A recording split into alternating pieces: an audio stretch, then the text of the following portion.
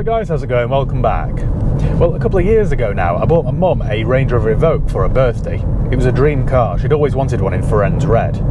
While she was away that summer, I found a nice example in the right spec and then presented it to her. She loved it. She was over the moon. Then after a year or so, she made a comment one day that she quite liked the Lexus NX. She's a big Lexus fan. Prior to the Evoque, she'd had 2 or 3 IS250s. Now, I'm one of those people where you only have to mention something once to me and I'll take it on board, and if I can, I'll do something about it. I just never seem to forget. I'm like an elephant. So I started quietly searching for a Lexus NX. The only trouble was they were considerably more expensive than the Evoque. I think that particular Evoque owed me £12,500, £13,000, something like that. And the cheapest NX I could find was about 20. So there was quite a big jump in price, but you only get one mother, don't you? So I had to make it happen. The NX that I found was a late 2014 and it was a Premier model. Now that is the model to go for. It comes with absolutely everything. Heated and cooled seats, heated steering wheel, 360 camera, all that sort of stuff. I paid just shy of 20 grand for that. And again, she loved it. She had it for about a year, but she'd always said to me, this sounds a bit ungrateful and I don't think she meant it that way, she was never a big fan of the colour combination. It was grey with a beige leather interior. Now the trouble with Lexus beige interiors are they're not really beige, they're very yellowy. I'm not a fan myself. My old CT200 that I had 3 or 4 years ago had the very same interior. It's not a particularly classy colour, it just looks jaundiced. Anyway, I thought I'll keep that in the back of my mind, and next time I come across a nice NX in a nice colour combination, then I'll buy it. Fast forward a couple of months, I was at Lexus Stockport picking up a couple of parts and getting a free latte, and I noticed this NX sitting on the forecourt. It was part of their approved used stock, and to be honest, I'd never seen one in this colour. I think it's a great colour. And again, it was a top spec Premier model, only this one had a couple more optional extras, one being a panoramic glass roof. The thing that first caught my eye was the colour. I think it's a great looking car. It's finished in 9320 metallic and it has a black leather interior. I just think it looks a bit more modern and youthful than the grey over beige. So I called my mum, picked her up and then took her to go and see it. And predictably, she loved it. I've mentioned this in other videos, but the customer service you get from Lexus is second to none. They treat you like royalty.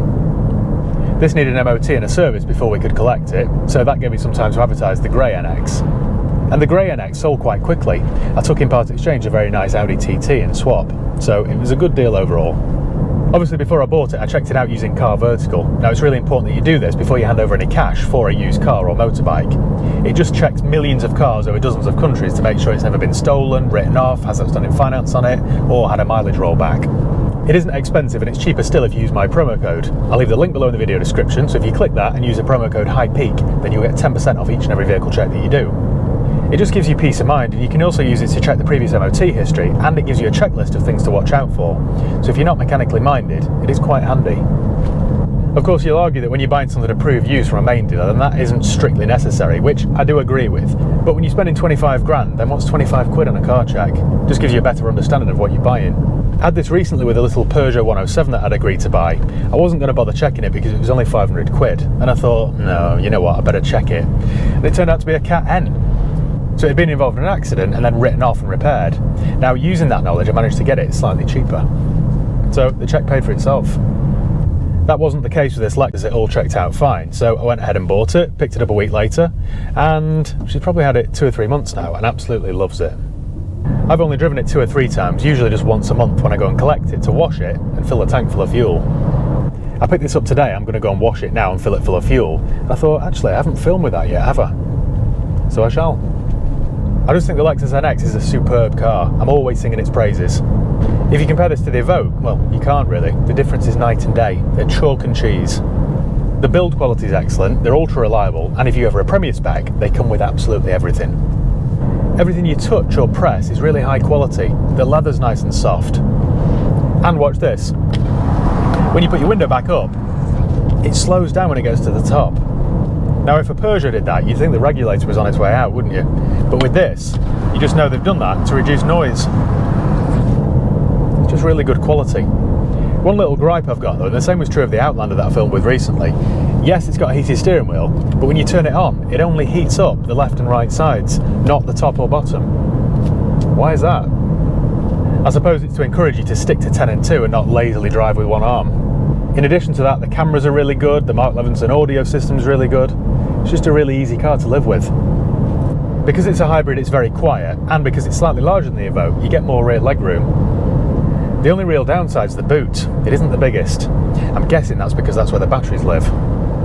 It's also cheap to tax. Here in the UK it's only £135 a year, which is for nothing. It's also pretty good on fuel. Not as good as you would think, but also not bad.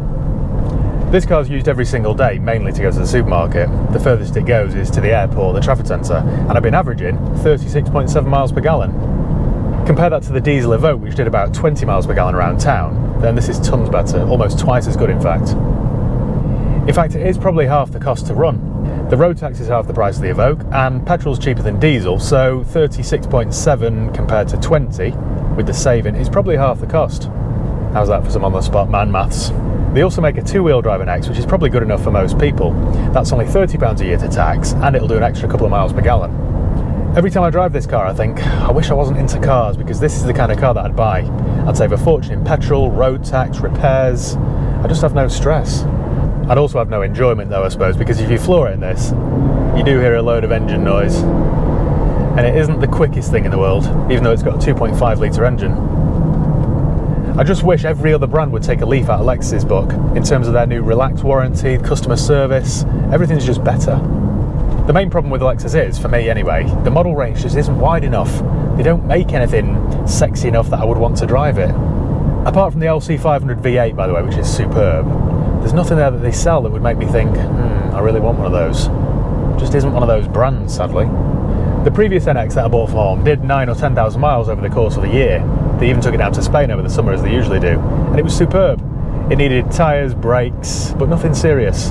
Never left them stranded, no engine lights, no warning lights, nothing of the sort. And that, in 2023, is really what you want from a car, isn't it? I guess the only problem for me now is where to go after this. The new NX doesn't look that much different, to be fair, and it costs 3 times as much, so that's out of the equation. I don't really like the UX, it's a bit funny looking, it looks like a pensioner's car. I don't know what else.